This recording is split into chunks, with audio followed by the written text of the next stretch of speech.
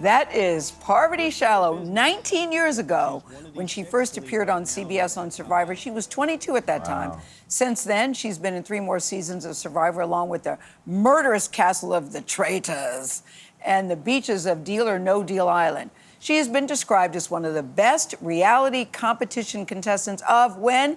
All time. She reflects on all of that and her life in her new memoir. Listen to this title, Nice Girls Don't Win, How I Burned It All Down to Claim My Power. That's quite a title. Parvati Shallow, we're happy to say, joins us now. Welcome and congratulations to you. Thank you. Because I think most people looking at you at TV think they know you. Your reputation is cutthroat, ruthless, will win at all costs, will do whatever it takes to win. But I'll bet people don't know your backstory of being raised in a spiritual commune, you write. You said you had repeated experiences with trust, betrayal, and power, and all of that led to who you are today to help you win. Yeah. Tell us about your life growing up and how that shaped you. Most people don't even know what a spiritual commune is. Yeah, well, in this day and age with Survivor now, they edit in people's backstories and they show people's home lives and where they came from, so you have more context about the people you're watching play Survivor. They didn't do that when I played, so nobody knew that I grew up in a high control, ultra spiritual Hindu community with a very charismatic, controlling guru. And there was a lot of abusive power happening underneath the surface, but on top of the surface, everything looked ideal. So it was really confusing for me as a child. I didn't even unpack any of that stuff until I sat down to start writing my book. And that's when I realized there's so many parallels to how I grew up in this very intense kind of controlling community and Survivor. And the things that the coping skills that I developed in that community really helped me win the game of Survivor. That's based on deceit, manipulation, power. So interesting. You also have a chapter in the book called The Gift of Grief, and it's about this terrible year you have. Your ex-husband has a cancer diagnosis. You go through all these other personal struggles. But people hear that title and they're like, gift of grief. What's the gift? Yeah, the death of your brother, unexpectedly. Yeah, I think one of the themes in the book is resilience, and it's really about taking the hard stuff in life and really getting the treasure out of it. And for me, I had been running so fast and just moving from one big adventure, exciting experience to the next, to the next, to the next. When my brother died and my husband, who I was going through a divorce with at the time, was diagnosed with cancer, it all happened at the same time. And it just broke me. I had to stop and I had to look at my life and I had to feel the depth of my pain that I'd never stopped and slowed down to feel before. And it really just showed me how much love is really at the basis of everything. And it changed my life completely, just being able to grieve. Another thing that has changed your life, your daughter. You said that she has turned your Titanic around. How so? Oh my God, well, I was just moving on autopilot.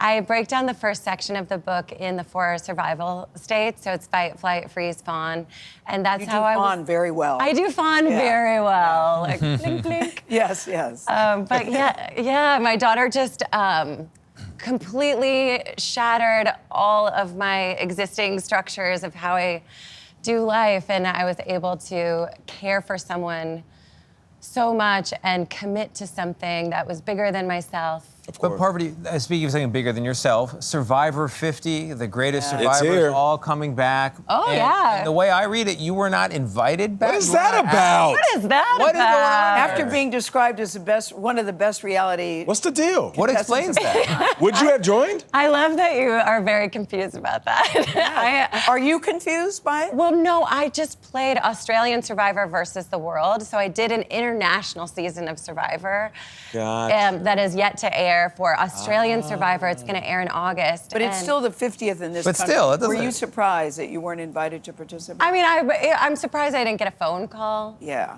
But also, I don't know. I have said multiple times that I'm not going to play Survivor again. I always kind of say that. And then I go back and play because I'm addicted to Survivor. I don't know. They should have made a phone call. You should have made a phone call. Who are you gonna launch? I'm gonna write a strongly worded letter. I'm gonna start it right now. Here, I'll do it on the back of this page. like Yeah. Tony, don't fall. She's trying to create an alliance, man. Okay. Relax. Put your pen Surprised down. too. Parvati Shallow, Tony thank and you I. so much. Thank you so much. The name of the book, Nice Girls Don't Win, goes on sale tomorrow, wherever you like to buy your books. We'll be right back. Right now, Russell and I have both of the hidden immunity idols that are in this game, which puts us in the king and queen position. Here they are. Here they are. Here they come. Well, the queen has to keep some secrets, so I'd like to keep my hidden immunity idol a secret. Only my lady in waiting. That's Parvati Shallow more than 15 years ago on her third time on Survivor, which aired right here on CBS. Since then, she's literally become the queen of reality competition TV, appearing in 4 seasons of Survivor, as well as on The Traitors and Deal or No Deal Island. She's reflecting on all of that in her new memoir, Nice Girls Don't Win, How I Burned It All Down to Claim My Power. Parvati Shallow joins us now. Good morning. Good morning. This is an amazing memoir, and you really lay it all out, and you don't hold back. And one thing you start with is your spiritual journey. And I wanted to ask you, you said you developed ways of surviving through, I want to get this right, flight, fight, fawn, and freeze. Explain what that means. So these are the 4 survival states that every single human being thankfully has as an adaptation to threat. So I just broke it down. Fight, flight, freeze, fawn are kind of the most well-known ones, and I told stories about them so that other people could relate those states to their own lives. And usually there's one primary state that sort of leads us. Mine is flight. I think you'll know what yours is, but when you're reading the book, hopefully you can kind of see which one is your go-to survival adaptation. And you really want to become conscious of that so that that doesn't run your life unconsciously, and then you can start making choices that are more aligned with your higher self or your love. I knew flight was yours because you flew to India rather than break up with somebody face to face. Yes, can you relate? No, I cannot. But I maybe I'm on the other end of that. I was so scared. I couldn't break his heart. And so you'd rather fly 12 hours to India? Yep, I did. Speaking of heart, becoming a mom, you dedicate the book to your daughter. You say she turned around your Titanic. Why do you call yourself the Titanic, 1? And 2, I love the description of meeting her for the first time and feeling like you're in heaven. Yeah, oh man, well, you have 4 kids. I do. My daughter is the love of my life, and I never really knew what love was until I became pregnant, and then I just felt her growing inside me, and I was pouring all that love into my own body because she was in me. So that, first of all, changed everything for me, because I played Survivor so many times. I'm so used to overcoming my body, dissociating when there's painful experiences. I would just escape and leave. So becoming pregnant with my daughter had me just returning home to myself. And then when she was out on the outside in the world, it's like, you gotta keep this thing alive.